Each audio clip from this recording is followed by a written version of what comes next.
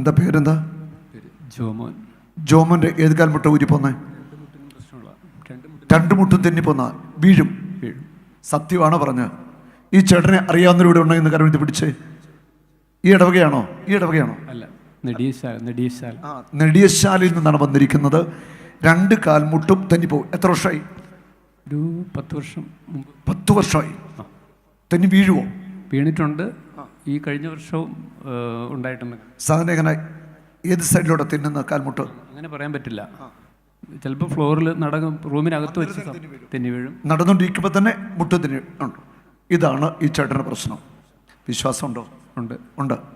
കൈ കാണിച്ച് ഞാൻ ഈ കാലിൽ ചവിട്ടുക. എൻ്റെ കണ്ണിലേക്ക് നോക്കിയേ. യേശുവിൻ്റെ നാമത്തിൽ ഈ കാൽമുട്ടിനെ തന്നത്തില്ല.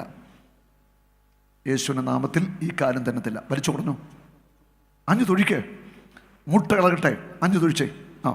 ഇനി മുട്ടിങ്ങനെ വട്ടം കറക്കിക്കേ. അപ്പുറത്തോട്ട് കറക്കിക്കേ. ഇനി ഞാൻ പറയുന്ന പോലെ കാണിക്കണം. മുട്ട് തെന്നിക്കാൻ വേണ്ടി ഒരു ശ്രമം നോക്കുകയാണ്. കാലും കൊണ്ടിട്ട് മുട്ടിങ്ങനെ തെന്നിച്ചേ. നിൽക്കുക. ആ കാലം നേരെ നിർത്തുക. ഈ വലത്തെ മുട്ട് തെന്നിച്ചേ. ഇങ്ങോട്ട് തെന്നിച്ചേ. തെന്നത്തില്ല. അങ്ങോട്ട് തെന്നിച്ചേ. ഇടത്തെ കാൽ മുട്ട വലത്തെ കാൽ തെന്നിച്ചോ.